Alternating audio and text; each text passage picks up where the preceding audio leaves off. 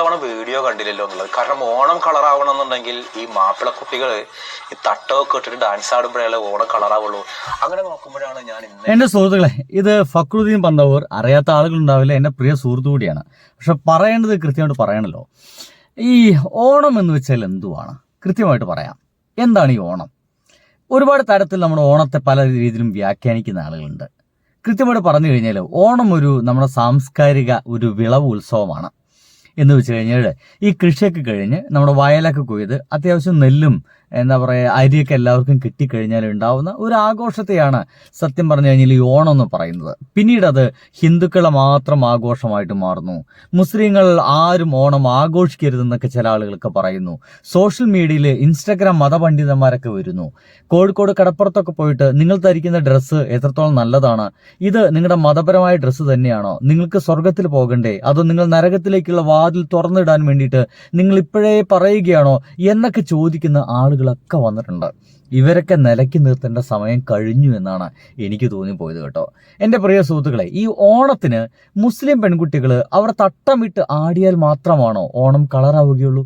എന്താണ് ഇദ്ദേഹം പറഞ്ഞു വെക്കുന്നത്? അങ്ങനെ തട്ടമിട്ട് ആടിയ ആ ഒരു ഓണത്തിൽ മാത്രമാണ് സൗന്ദര്യമുള്ളതെന്നുള്ളൂ? എന്തിനാണ് നമ്മുടെ കുട്ടികളെ മതപരമായിട്ട് മുസ്ലിം കുട്ടികൾ, തട്ടമിട്ട കുട്ടികൾ, തട്ടമിടാത്ത കുട്ടികൾ ഓണാഘോഷിക്കുന്നു, തട്ടമിട്ട കുട്ടികൾ ഓണാഘോഷിക്കുന്നു?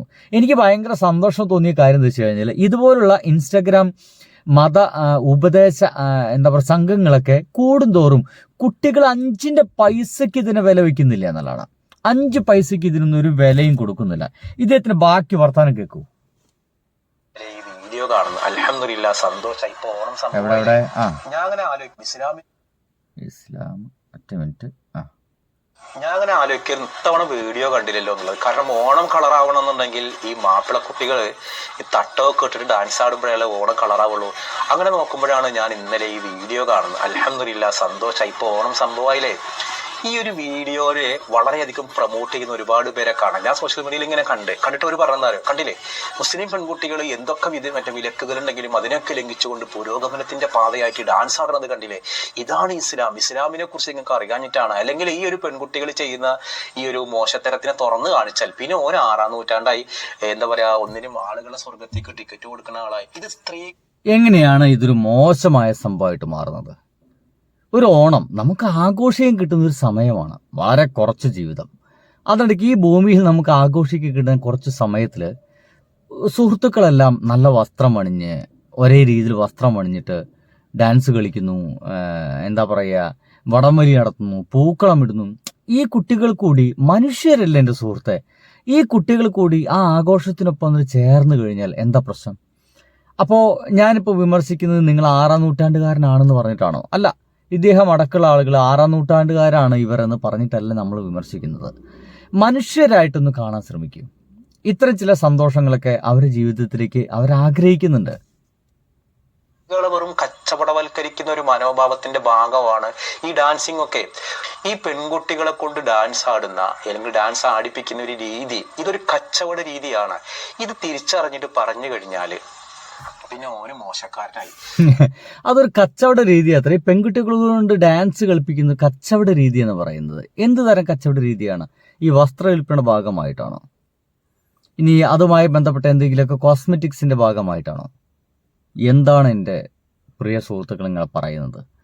ഇതെങ്ങനെയാണ്? ഭയങ്കര ശരിയാണ്, ഇതിന്റെ ബാക്ക്ഗ്രൗണ്ടിൽ കച്ചവടമുണ്ട്. കച്ചവടം വേണ്ടേ? എല്ലാ തരത്തിലും ബിസിനസ്സും നടക്കട്ടെന്നേ എന്നാണോ ഈ കൗമിന് ഇതൊന്നും ബോധം വരിക? പ്രത്യേകിച്ചിട്ട് ഏത് മതവിഭാഗം ആയിക്കോട്ടെ, സ്ത്രീകളെ കച്ചവടവൽക്കരിക്കുന്ന ഒരു കച്ചവട മനോഭാവം അവര് ഡാൻസ് ആടി കഴിഞ്ഞാലാണ്. ഇതൊന്നും ഓണത്തിന്റെ ഒരു ഭാഗമല്ല. പക്ഷെ നമ്മുടെ കോളേജുകളിലും സ്കൂളുകളിലും ഓണാഘോഷം എന്ന് പറഞ്ഞ് നടക്കുന്നതിന്റെ ഒരു രീതിയാണത്. ഇതിങ്ങനെ ആടിയാൽ മാത്രം പോരാ, അത് മാപ്പിള കുട്ടികള്, തട്ടവിട്ട കുട്ടികൾ ഡാൻസ് ആടിയാൽ മാത്രമേ എന്ത് ചെയ്യുള്ളൂ. ഭയങ്കര കേട്ടോ. ഞാനിത് കണ്ടപ്പോഴേ ഇവൻ ഇങ്ങനൊക്കെ ചിന്തിക്കുന്ന, ഇത്രയും മോശമായി ചിന്തിക്കുന്ന ഒരാളാണെന്ന് എനിക്ക് മനസ്സിലായിരുന്നില്ല. എൻ്റെ പ്രിയപ്പെട്ട ഫക്രുദ്ദീൻ പന്തവൂർ, നിങ്ങൾ ഈ മാപ്പിള കുട്ടികൾ എന്ന് പറയുന്നത് നിങ്ങളുടെ മതത്തിൻ്റെ ആ ചിന്താഗതി ഒന്നെടുത്ത് കളയൂ. കുട്ടികളായിട്ട് കരുതൂ. നമ്മുടെ കുട്ടികൾ, അവരുടെ പ്രിയ സുഹൃത്തുക്കൾ ഒന്ന് ഡാൻസ് കളിക്കുന്നു. മനുഷ്യ സഹജമായിട്ടുള്ള ആഗ്രഹമാണ് ഡാൻസ് എന്ന് പറയുന്നത്. മനുഷ്യ സഹജമാണ്. അത് ഇന്ത്യയിലായാലും ആഫ്രിക്കയിലായാലും മറ്റേത് യൂറോപ്യൻ കൺട്രീസിലായാലും ഒരു ഡ്രമ്മ് വാദം കേട്ട് കഴിഞ്ഞാൽ തലയൊന്നും ഇളക്കാത്ത കാലൊന്ന് വിറയ്ക്കാത്ത ഒരു മനുഷ്യൻ പോലും ഉണ്ടാവില്ല. ഇത് മനുഷ്യ സഹജമാണ്. സംഗീതത്തിന് നമ്മുടെ കാലിനെയും കയ്യിനെയും മെയ്യിനെയും മനസ്സിനെയും വിട്ടുകൊടുക്കുക എന്ന് പറയുന്ന മനുഷ്യ സഹജമായിട്ടുള്ള കാര്യമാണ്. അതവരൊന്ന് ഡാൻസ് കളിച്ചോട്ടെന്നേ. എന്തായാലും ഇത്തരത്തിലുള്ള ആളുകളൊക്കെ എതിർക്കുന്ന ഒരുപാട് ആളുകൾ ഇപ്പോൾ സോഷ്യൽ മീഡിയയിൽ ഉണ്ട് എന്നുള്ളതാണ്. ഇത്തരത്തിലുള്ള ആളുകളൊക്കെ എന്താ പറയുക, പോയി പണി നോക്കാൻ പറയാണ് ചില ആളുകളെല്ലാം. എനിക്ക് സത്യം പറഞ്ഞു കഴിഞ്ഞാൽ അങ്ങനത്തെ കുറേ വീഡിയോസുകളൊക്കെ വന്നു കഴിഞ്ഞപ്പോൾ എനിക്കിത് സന്തോഷമായത്. ഞാൻ ഒരു വീഡിയോ കാണിച്ചു തരട്ടോ. എനിക്ക് ഭയങ്കര ഇഷ്ടമായി അവരെ രണ്ടുപേരുടെയും ആ ഒരു ടോക്ക് എന്നുള്ളതുകൊണ്ടാണ് ഞാൻ അത് കാണിച്ചു തരുന്നത്. ഷാമി, എല്ലാവരും ഓണാഘോഷിച്ചു നോക്കാം, നമുക്ക് ഓണമൊന്നുമില്ല ആഘോഷിക്കാൻ. ഞാൻ എവിടെ പോയി ആഘോഷിക്കാൻ? നമുക്ക് കോളേജില്ല, വർക്ക് ചെയ്യുന്ന സ്ഥാപനം ഇല്ല. ഞാൻ എവിടെ പോയി ആണോ ആഘോഷിക്കും? ഞാൻ അത് പറ, വീട്ടിലിരുന്ന് ആഘോഷിക്കാം. ശരിയാണ്. ഇനി ഇതെല്ലാം കഴിഞ്ഞിട്ട് ഇവരുടെ ഒരു ട്രോൾ ഉണ്ട് കേട്ടോ. അതാ പറ, വീട്ടിലിരുന്ന് ആഘോഷിക്കാം. ശരിയാണ്. നിനക്ക് വിഷമുണ്ടോ? ഞാൻ റീലൊക്കെ കാണുമ്പോ ചെറിയൊരു പൊളിച്ചടിക്കാണ്. ഒരു കാര്യം ചെയ്യാം, നിന്റെ ഫോണവിടെ? എന്റെ ഫോൺ അവിടെ എടുത്തില്ലേ? ഇല്ല. നീ വീട്ടിൽ ചെല്ലുമ്പോഴേ ആ ഫോൺ എടുത്തിട്ട് ഏതെങ്കിലും പിള്ളേരൊക്കെ ഡാൻസ് കളിക്കുന്ന വീഡിയോ എടുക്കുക. എന്നിട്ട് അതിന്റെ അടിയിൽ ചെന്നിട്ട് അവിടെ കമന്റ് അടിക്കുക. എന്തെന്നാ നിങ്ങൾ നരകത്തിലെ വിറക് കൊള്ളികളാണ്, അല്ലെങ്കിൽ ഇച്ചിരി സുഖം കിട്ടും. അപ്പൊ മനസ്സിലായി കുളിർമയാണ്. നിങ്ങളുടെ എങ്ങനെയുണ്ട്? രണ്ടുപേരും ഗംഭീരമായിട്ട്. ഇനി ഒരു മാവേലിയായിട്ട് കെട്ടിയിട്ടുള്ളത് അതും കൂടി കണ്ടോളെ.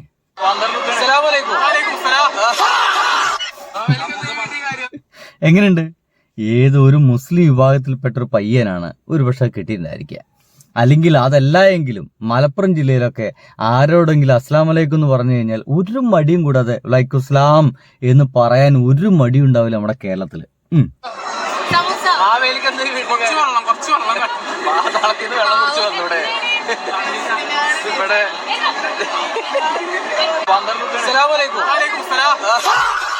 കണ്ടില്ലേ? ഇതാണ് നമ്മുടെ കേരളത്തിലെ ഒരു രീതി എന്നൊക്കെ പറയുന്നത്. ഇനി ഒരാളെ സങ്കടം, എല്ലാടി ഓണം, നാട്ടിലോണം, വീട്ടിലോണം, കാട്ടിലോണം, കൂട്ടിലോണം, ബസ്സിലോണം, ഓട്ടോറിക്ഷയിലോണം, എന്തിന് അംഗനവാടിയിൽ വരെ ഓണം. എന്നിട്ട് ഞമ്മക്കൊരോണ പരിപാടി, ഒരു സെറ്റ് സാരി. അവരൊരു സങ്കടപ്പറച്ചിലാണ് അവിടെ കാണുന്നത്. ഞാൻ പറഞ്ഞു വയ്ക്കുന്നത്, നമ്മുടെ കേരളത്തിൽ എല്ലാവരും ഓണം ആഘോഷിക്കും. അത് ആഘോഷിക്കണമെന്നേ. ഓണം എന്ന് പറയുന്നത് കേരളത്തിൻ്റെ ഒരു ഉത്സവമാണ്. അതിലിങ്ങനെ ജാതി കലർത്തി മതം കലർത്തി നശിപ്പിച്ച് നാറാണക്കല് പിടിപ്പിക്കുന്നത് എന്തിനാണ് എന്നാണ് എനിക്ക് മനസ്സിലാവുന്നത്. എന്തായാലും ഇത്തരത്തിലുള്ള മതയോളികളൊക്കെ വന്നതിന്റെ ഭാഗമായിട്ട് കുട്ടികളൊക്കെ തുള്ളുകയാണ്. കണ്ടോ?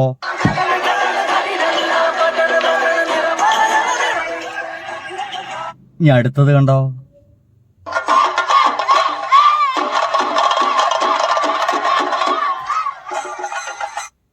ഇനി ഒന്നുകൂടി കണ്ടോളൂ.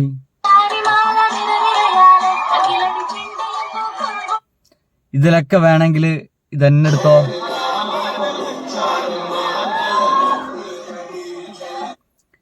ഇനിയും കണ്ടോളൂ.